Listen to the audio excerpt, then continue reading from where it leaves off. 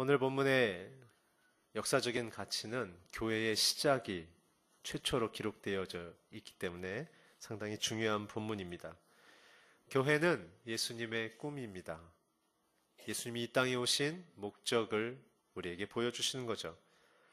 그래서 이 땅을 살아가는 저와 여러분이 이 교회를 잘 이해하지 못한다면 인생에 큰 고통과 눈물이 있게 되어집니다.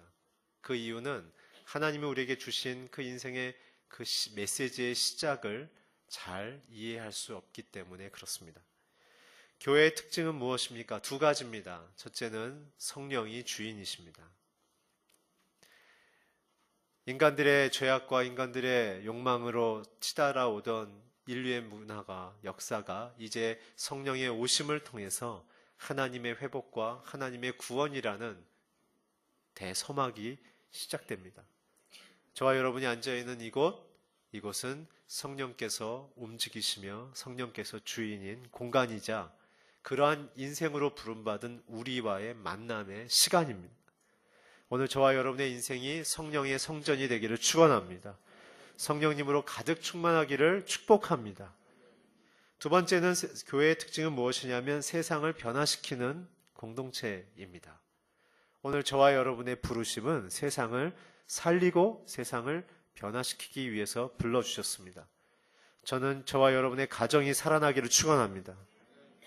여러분들의 남편을 살리는 아내가 되기를 축복합니다. 아내를 살리는 남편이 되기를 축원합니다. 자녀들을 살리는 부모가 되기를 축원합니다. 말로 제압하지 마시고 눈빛으로 누르지 마시고 마음에 안 든다고 표정으로 밀어내지 마시고 품으십시오. 그리스도가 우리를 품으신 것처럼 하나 되십시오. 저는 그래서 교회는 곧 가정이 기초단위인데 가정에서 이 성령의 역사가 일어나지 않는다면 그것은 건강하지 못한 교회입니다. 그런 면에서 대전온누리교회의 건강지수를 한번 점검해 봐야 됩니다. 저와 여러분의 가정 안에 성령이 역사되고 주인 되시며 세상을 변화시킬 만한 그런 비전과 꿈을 나누고 있는가? 그것이 하나님의 간절한 바람이자 십자가의 열매입니다. 오늘 저와 여러분이 새로운 마음을 갖고 나의 가정이 교회가 됐으면 내 몸이, 내 정신이, 내 삶이, 나의 감정이 그리스도의 교회를 닮아갔으면 하는 소망을 품는 오늘 예배가 되기를 주의로 축원합니다. 그래서 교회는 세상의 유일한 대안이자 인생을 변화시키는 하나님의 사랑입니다. 자기의 논리를 버리고 자기의 계획을 내려놓고 하나님의 사랑과 계획을 받아들임을 통하여 작은 내 인생의 계획과 논리와 정당성을 십자가에 못 박고 위대한 하나님의 사랑과 인생에 대한 계획을 받아들여서 내 작은 인생으로 세상으로 향해 나아가는 것, 이것이 교회입니다. 오늘 그런 면에 있어서 사도행전 2장 1절에서 4절은 하나님이 우리의 인생을 어떻게 변화시키길 원하는지, 어떻게 우리 인생을 복되게 만들기 원하는지의 중요한 세 가지의 원리를 말씀하고 계십니다. 우리가 2절을 함께 읽겠습니다. 시작. 그때 하늘로부터 갑자기 급하고 강한 바람 같은 소리가 있었고 그들이 앉아 있었던 온 집이 가득해. 오늘 이 장소에 있는 제자들은 어떤 상태입니까? 사면초가이죠. 예수님을 배신했기 때문에 예수님의 부활하신 예수님 앞에 서기도 부끄러웠고 예수님을 따랐기 때문에 이제 6월절인 이 예루살렘 문 밖을 나가는 순간 그들은 잡혀서 현장에서 처형당할 수밖에 없는, 사회적으로도 갈 곳이 없는 자들이었습니다. 오늘 2절을 통해서 그러한 소망이 없는 인생들, 가능성이 없는 인생들을 통해 하나님이 주시는 첫 번째 메시지는 무엇입니까? 바로 성령 공동체입니다. 오늘 우리의 인생에 성령님이 들어오셔야만 합니다. 성령님이 계시지 않으면 우리의 인생에는 미래가 없습니다. 오늘 우리의 인생 속에 하나님의 능력과 생명이 들어와야만 우리의 인생이 충만하며 사랑 가운데 있으며 완전하며 능력 있게 살아갈 수 있습니다. 오늘 내 힘을 의지하는 자들 고통스럽습니다. 나의 계획을 의지하는 사람들 두렵습니다. 나의 판단과 나의 당위성을 쫓는 사람들 불안합니다. 왜냐하면 모든 걸 내가 만들었기 때문에 그렇습니다. 성령님께서 저와 여러분을 붙드실 때 참된 평화와 자유와 능력이 임하는 줄 믿습니다. 오늘 저와 여러분의 가정이 성령으로 충만해지기를 축원합니다. 그 성령 공동체가 되기 위해서 하나님께서 제시하신 방법론이 2절 안에 있습니다. 그것은 무엇이냐면 첫 번째는 우리의 인생에 하나님을 만나는 타이밍과 방식은 나로부터 나오는 것이 아니라 하나님으로부터 나온다는 사실입니다. 2절 처음에 보면 그때 하늘로부터 갑자기라는 단어가 나오죠. 그때 하나님이 정하신 때입니다. 하늘로부터 내 안이 아니라 하나님께로부터 솔루션이 온다는 소리입니다. 갑자기 나의 계산이 아니라 하나님의 주도적인 인도와 통치 속에 내 인생이 변화된다는 사실입니다. 오늘 저와 여러분의 마음속에 오늘 이 시간에 놔야 될 부분은 무엇이냐면 우리 안에 논리입니다. 우리 안에 당위성입니다. 자기의 연민입니다. 내가 이랬기 때문에 나 당연히 이렇게 돼야 되는데 나 왜 이렇게 안 됩니까? 나 이렇게 수고하고 고통받았으면 나 이만한 보상이 있어야 되는데 나 이거 왜 못 받습니까? 이것은 사단이 우리 마음속에 넣는 자신의 우상화에 대한 메시지인 것이죠. 중요한 것은 진정한 변화는 하늘로부터 온다는 것입니다. 변화는 하나님의 시간에 시작되는 것이고 그 시작의 핵심은 내가 하나님께로 집중하는 그 믿음의 고백을 통해 가능합니다. 오늘 제자들은 허망한 상태에 있었죠. 이들이 고백했던 것은 하나님을 찬양하는 내용이 아니었습니다. 이제 우리 어떻게 살아? 우리 이제 뭐 먹고 살아? 이제 예수님도 배신했고 사회로부터 우리 찍혔는데 우리 어떻게 어부도 못할 거 아니야 이제. 우리 어떻게? 우리 가족들 어떻게? 뭘 먹을까? 뭘 입을까? 우리 미래 어떻게? 나 능력 없는데 어떻게? 자신의 수준에서 자기의 미래를 판단하는 상황에 한숨과 절망의 소리로 온 집이 가득했어요. 오늘 그때 임한 게 무엇입니까? 급하고 강한 바람 같은 소리입니다. 소리. 사운드가 그 집안에 꽉 찼어요. 그 다음에 뭐라고 얘기해요? 그들이 앉아있는 온 집에 가득 채웠습니다. 성령이 오셔야만 우리 안에 있는 한숨과 두려움과 눈물과 허탈과 우리 안에 절망이 떠나가는 줄 믿습니다. 성령이 임함을 통하여 우리가 살아나는 줄 믿습니다. 오늘 우리 안에 성령을 초대해야 합니다.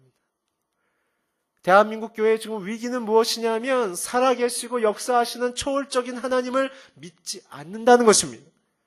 성경 공부를 통해서 내가 이해하는 만큼, 내가 받아들일 수 있는 만큼의 하나님은 인정하지만 오늘 살아계셔서 내 인생을 창조하셨고 내 인생을 통치하시고 내 인생을 구원하신 그 초월적인 하나님을 우리는 잘 믿지 않는다는 사실입니다. 오늘 그 하나님이 우리의 주 되심을 선포합니다. 오늘 우리에게 생명 주신 그 하나님이 계셨기에 이들의 고통스럽고 내뱉었던 모든 한숨은 사라져버렸고 이제 하늘의 소망의 언어와 그 능력들이 그 집안에 가득 채웠습니다. 오늘 저와 여러분의 영혼 속에 이 역사가 일어나기를 축원합니다. 여러분들의 가정과 자녀 안에 부부관계 위에 이 역사의 회복이 일어나기를 축원합니다. 오늘 우리의 마음속에 이 하나님의 능력을 사모합시다. 우리가 갖고 있는 것 하나님이 주신 것입니다. 그것이 우리 인생을 보장하는 것이 아니라 그것은 하나님의 영광을 위해 쓰여져야 될 도구이지 중요한 건 하나님의 성령이 내 안에 거하시는 것입니다. 그랬을 때 어떤 일이 일어났습니까? 창세기에 주를 배신하고 떠났던 아담의 죄가 이제 성령의 하나 되게 함을 통하여 하나님과 회복되기 시작했습니다. 두 번째, 버려진 고아 같은 우리들이 이제 하나님의 가족으로 받아들여졌죠.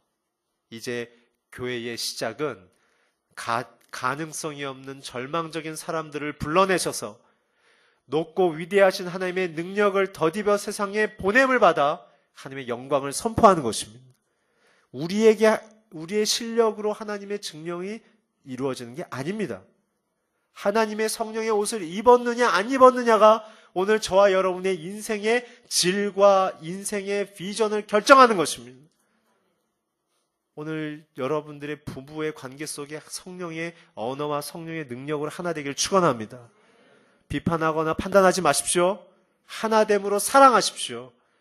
자녀들을 향하여 성령으로 충만한 자녀가 되어져서 아이들이 전인격적으로 하나님의 영광을 드릴 수 있는 그러한 미래를 꿈꿀 수 있도록 부모들이 먼저 주님 앞에 성령으로 사로잡히십시오. 세상의 기준으로 아이들을 가르치면 모두가 불행해집니다. 우리들도 잘 그렇게 못 살아왔잖아요.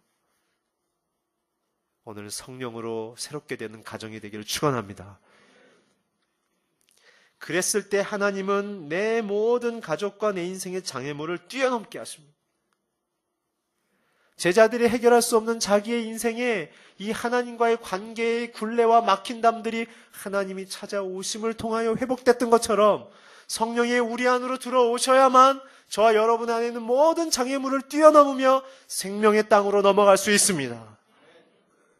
그랬을 때 하나님은 내 인생을 책임지십니다. 성령을 받은 자들을 하나님이 책임지십니다.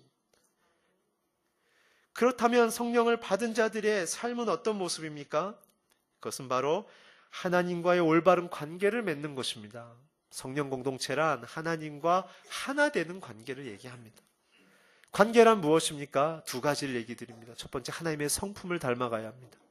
말씀을 읽으시면서 하나님은 누구이시며 하나님은 무엇을 말씀하시는지 그분의 본질과 인간 세계에 대한 하나님의 계획과 뜻을 무엇인지를 잘 이해하셔서 하나님의 그 본질을 내가 닮아가는 게 중요합니다. 두 번째, 그분과 지속적인 동행의 인생이 되셔야 합니다. 스스로 설 수 없습니다. 그랬을 때 우리에게 어떠한 열매가 맺혀집니까? 하나님의 영광과 영향력이 내 인생에서 사회적으로 선언되기 시작합니다.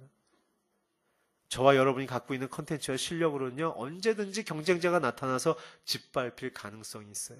그러나 살아계신 하나님이 내 안에 계신다면 모든 역사와 사회 조직을 통치하는 최고의 결정권자인 그분이 내 삶에 드러난다면 누가 우리를 함부로 할 수 있겠습니까? 오늘 성령의 능력으로 살아가는 저와 여러분 되기를 축원합니다. 그 능력으로 세상을 밝히며 변화시키는 저와 여러분 되기를 축원합니다. 두 번째 3절 함께 읽겠습니다. 시작. 그리고 마치 불같은 혀들이 갈라지는 것들이 그들에게 나타나 3절에서 보여주시는 하나님의 우리의 인생을 향한 변화의 메시지는 사명의 공동체입니다. 사명의 인생을 살라는 것입니다. 어떻게 살다 보니까 살아가는 거 말고요. 그냥 이렇게 견디며 사는 거 말고요. 하나님의 비전이 여러분과 제 삶 속에 발견되기를 축복합니다. 비전이 있어야 사람이 행복해지고 비전이 있어야 사람들이 단단해지기 시작합니다. 많이 가졌어도요, 비전이 없으면 사람이 우울해집니다. 우울증은 21세기에 나타난 새로운 병이죠. 여러분, 사회와 국가가 어려웠을 때 우울증이란 병은 있지 않았어요. 우울증은요, 사치스러운 병이에요. 제가 폄하하는 거 아니에요. 너무 안락하고 너무 마음의 근육에 힘이 없다 보니까 혹은 자기가 감당할 수 없는 일을 꿈꾸며 그 일을 성취하려다가 실패하고 좌절하니까 스스로 오는 병이에요. 가난한 마음을 갖고 있는 자들에게, 하나님을 온전히 의지하고 있는 자들에게 나타나지 않는 현상입니다. 우울증은 자기를 믿었고 자기가 기대했고 자기가 소망했던 일이 포기됐을 때 찾아오는 절망이 질병의, 정신의 질병으로, 감정의 질병으로 나타나는 것이죠. 오늘 저와 여러분의 안에 있는 우울 기질들이 이 사명의 공동체로 부름받음을 깨달음을 통해 다 떠나가기를 축원합니다. 사명의 공동체를 통해 우리가 주시고자 하는 변화는 무엇입니까? 가치의 변화입니다. 이 밸류 시스템의 변화가 일어나야 돼요. 저와 여러분의 인생에 밸류가 바뀌어야 돼요. 밸류, 이 가치는 무엇입니까? 인생의 우선순위예요. 내가 뭘 중요하게 생각하냐가 내 인생의 가치예요. 돈을 좋아하는 사람은요, 얼굴도 돈같이 변해요. 권력을 따르는 사람은요, 눈빛이 권력처럼 변해요. 말도 권력처럼 변해요. 저는 어떤 분 보니까 막 목이 부러질 것처럼 안녕하십니까 뭐 이렇게 인사하시더라고요. 제가 어이구 그냥 잡아주고 싶었어요. 우선순위는 저와 여러분의 인생의 모양과 질을 결정하게 되어 있습니다. 그래서 인생의 인생이라는 시간을 통해서 저와 여러분의 우선순위는 결정되게 되어 있어요. 그래서 우리의 마음속에 점검해야 될 것은 내가 목표한 것은 욕심입니다. 그러나 내가 다른 사람들을 복되고 잘되게 세우려는 목표는 비전입니다. 예수님의 비전은 그래서 사람을 살리고 싶다였습니다. 내가 십자가에서 죽는 한이 있더라도 나는 너희를 살리고 싶다, 이게 비전이었습니다. 오늘 저와 여러분의 비전이 사람을 살리는 것으로 변화되기를 축원합니다. 자녀를 살리십시오. 남편을 살리십시오. 아내를 살리십시오. 여러분들이 직장에서 돌보고 있는 부하 직원을 살리십시오. 가르치고 있는 학생들을 살리십시오. 헬스클럽에서 함께 뛰는 자들도 살려내십시오. 나를 집중하고 있는 눈이 이제 돌아서 사람들을 향해 나가야 됩니다. 제자들은 예수님의 힘을 빌려서 자기의 욕심을 채우려는 가치를 갖고 있었기 때문에 메시아를 곁에 두고도 절망의 늪으로 빠졌죠. 오늘 저와 여러분의 신앙생활도 예수님의 가치를 따라 살지 않으면 우리도 예수님을 믿고 예배하지만 절망의 마음을 가질 수 있습니다. 왜냐하면 하나님의 그 가치를 받아들이지 않았기 때문에 그렇습니다. 그래서 제자들에게 오늘 3절에 주시는 메시지는 궤도 수정입니다. 저와 여러분의 인생의 궤도가 수정되기를 기대합니다. 저와 여러분의 지금 비전의 위치가 어디에 있습니까? 오늘 예수님처럼 사람들을 살려내는 그 자리로 돌아갔으면 좋겠습니다. 제자들이 왜 그 자리를 떠날 수밖에 없었을까요? 그는 하나님을 아는 지혜와 지식이 없었기 때문에 그렇습니다. 봐도 뭔지를 못 알아들어 먹는 거예요. 잠언 9장 10절에 보면 이런 말씀이 있죠.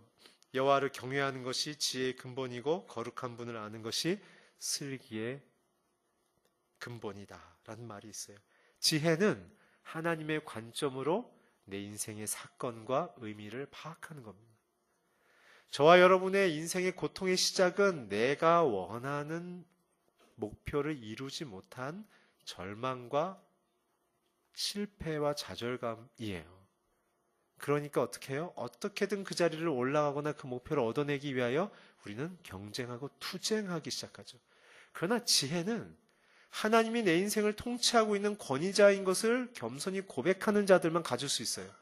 지혜가 있는 자들의 태도는 무엇이냐 하면 좋은 일이든 나쁜 일이든 일어나면 하나님, 선하신 하나님께서 내게 이 일을 왜 허락하셨습니까? 라는 하나님의 의도를 찾는 자들이에요. 경건한 자들의 본질은 내 인생의 고통 속에 하나님의 의미를 찾는 자들입니다. 그래서 저와 여러분의 이 일을 실천했으면 좋겠어요. 이제부터 마음에 드는 대로 내가 기대한 대로 막 결정하고 나가지 마시고요. 제발. 이제부터는 결정하기 전에 이것이 하나님의 뜻인가?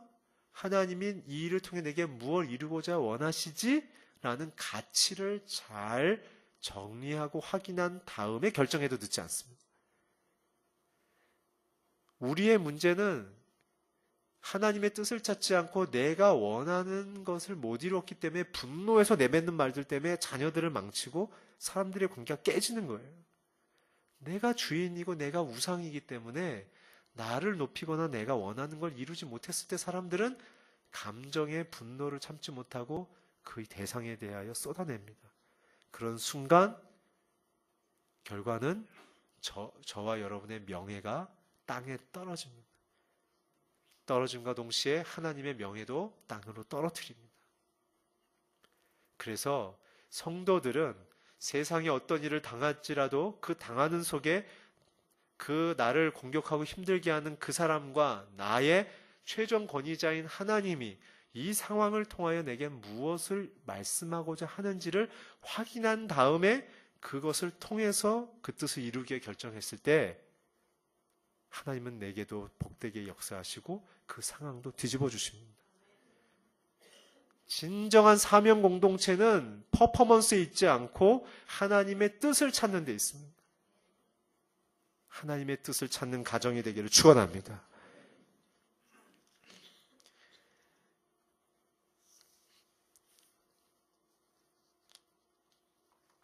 그래서 잠언 4장 7절 8절에 이런 말씀이 있어요. 함께 자막을 통해 읽겠습니다. 시작.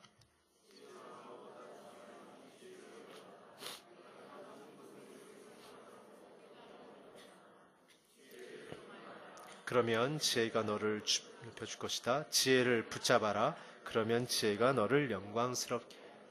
이제 오늘부터 저와 여러분이 살아갈 때 하나님의 지혜를 사모하는 저와 여러분 되기를 축원합니다. 저의 감정은 우리를 속여요. 감정의 핵심은 내가 하나님보다 높아지게 만들려고 하는 게 감정이에요. 감정이 하나님의 지혜의 통치를 받기를 축원합니다. 여러분들과 저의 표정과 말과 감정이 하나님의 통치를 받기를 축원합니다. 그래서 여러분들이 가는 곳마다 사람들이 여러분들을 주목하는 역사가 일어나야 합니다. 저 사람 말은 참 지혜롭다. 저 사람의 말은 늘 의미가 있구나. 저 사람의 말은 참 들을 게 많아. 이런 역사가 일어나길 축원합니다. 특별히 자녀들이 부모님을 향하여 늘 겸손히 듣고 상의할 수 있는 그러한 지혜로운 부모가 되시기를 축복합니다. 마지막으로 4절을 함께 읽겠습니다. 시작.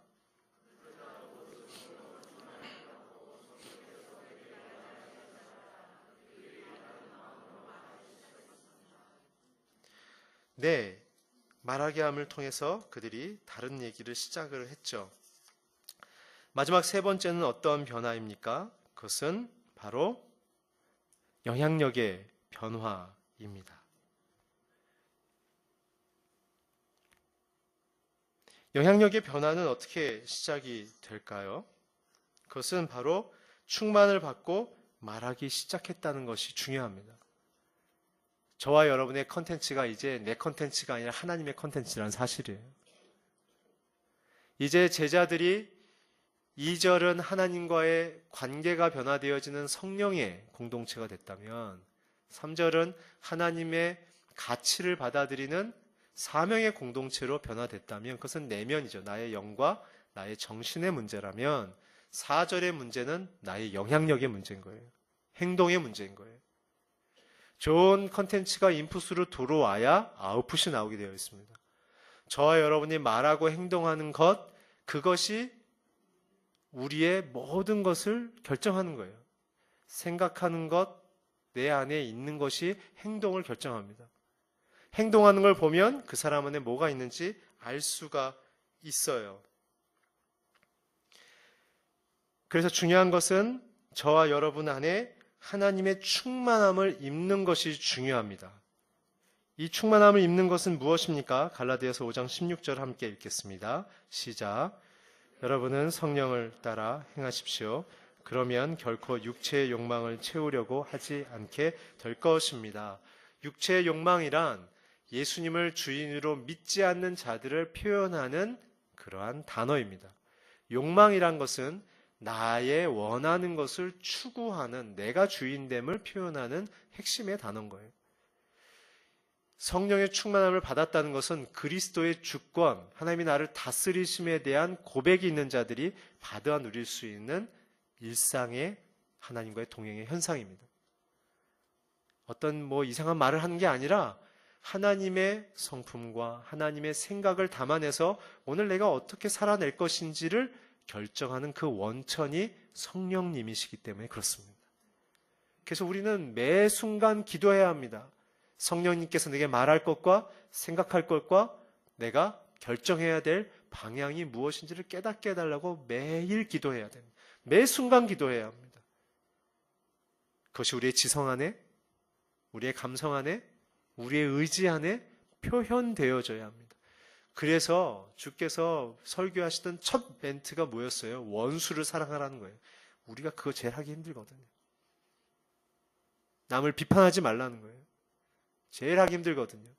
원수 짓는 것, 남을 비판하는 게 뭐예요? 하나님을 떠나서 스스로가 주인된 사람들의 전형적인 욕망의 열매예요. 오늘 성령의 충만함을 받았다는 것은 화해와 일치를 얘기하는 것입니다. 가족 안에 더 뜨겁게 사랑하기를 축원합니다. 딴 거 없습니다. 우리가 사회적인 혁명을 일으키는 것이 아니라 그리스도의 사랑을 실천하는 자들로 부름받았기 때문에 우리에게 주신 교회의 기초단위인 가정 안에서부터 성령의 충만의 열매인 화해와 화평이 일어나지 않는다면 우리가 믿는 신앙을 다시 점검해 봐야 합니다. 아내를 사랑하십시오. 남편을 존중히 여기십시오. 자녀를 하나님의 미래에 대한 꿈으로 생각하며 존경하십시오. 자녀들은 부모를 높이십시오. 그것이 성령을 따라 사는 사람들의 기초적인 현상입니다. 그게 됐을 때 하나님 기름 부으셔서 여러분들의 직업 가운데 탁월성을 주시사 인격과 덕성과 탁월성의 세 가지의 영역에 기름을 부어서 여러분들을 사회적인 리더로 쓰기 시작하는 것입니다. 인격과 덕성이 준비되지 않으면 하나님이 사회적인 리더로 들어쓰지 않습니다. 왜냐하면 구약부터 신약에 이르기까지 하나님의 리더십을 발탁하는 과정에 보면 가정에서 존경받는 남자, 깨끗한 정결한 도덕성을 가진 남자, 그리고 여호와를 경외하는 남자, 세 가지의 조건이 필수적이었다는 사실을 늘 발견하게 됩니다. 성령을 충만함을 받는다는 것은 내가 결핍된 어떤 기능을 회복하는 게 아니라 저와 여러분의 인격과 덕성 자체가 그리스도의 사랑으로 원수도 품어낼 수 있고 비판하지 않고 그 어려움을 품어낼 수 있는 그러한 성령의 통치를 받고 있는 상태를 의미합니다. 말하기 시작했다고 했죠. 저와 여러분의 언어 생활이 바뀌기를 축원합니다. 불평하고 불만하고 비난하는 얘기는 이제 떠나가길 축원합니다. 이제는 사람을 살려내고 사람의 장점을 발견하고 사람들을 일으켜 세울 수 있는, 어디 가든지 사람들의 마음을 일으켜 세우는 부흥의 역사가 일어나는 영향력 있는 리더가 되기를 축복합니다. 사람들이 여러분들을 쫓아다녀야 돼요. 당신의 한마디를 듣고 싶습니다. 아빠 한마디 나에게 해주세요. 엄마 나를 위해서 기도해 주세요. 이게 사도행전 교회입니다. 오늘날 교회의 위기는 예수님의 힘을 빌려서 자신들의 사회적인 욕망을 추구하려는 세대가 너무 많다는 것입니다.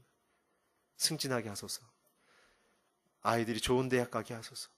물론 그렇게 되면 편리하고 물론 그렇게 되면 안정감은 있겠죠. 그러나 그게 얼마나 갈까요? 우리의 인생을 창조하시고 우리의 인생을 통치하시고 보존하시는 분과 함께 하는 것이 진짜 블레싱이라는 것을 아브라함 때부터 선언해 주셨죠.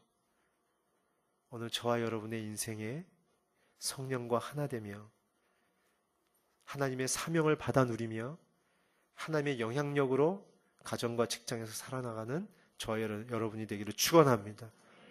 그래서 저는 2015년에 대전 온누리교회 가운데 이런 사도행전의 실질적인 역사가 일어나길 위하여 함께 기도하고 가정과 순에서 여러분들과 저의 인생 속에서 함께 이 하나님을 고백하는 일들이 함께 도전되어지며 서로 위로하며 서로 격려하는 시간들이 가득했으면 좋겠습니다. 2015년 한 해 동안 하나님의 성령의 역사가 일어나기를 지금부터 함께 준비했으면 좋겠습니다. 여러분들의 가정이 살아나며 개인이 살아나며 교회가 살아나서 대한민국 사회에 하나님의 희망이 선포되어지는 그러한 인생으로 쓰임받기를 주의 이름으로 축원합니다. 기도하겠습니다. 하나님 감사합니다. 제자들처럼 갈 곳이 없고 능력 없고 우리가 하나님 옆에 내세울 것이 없는 자들이지만 하나님 우리를 불러서 귀하다게 여겨주심을 찬양합니다. 한 분 한 분 인생과 가정 위에 성령의 공동체, 사명의 공동체, 또한 영향력 있는 선교의 공동체가 되게 하여 주시옵소서. 예수 그리스도의 이름으로 기도했습니다.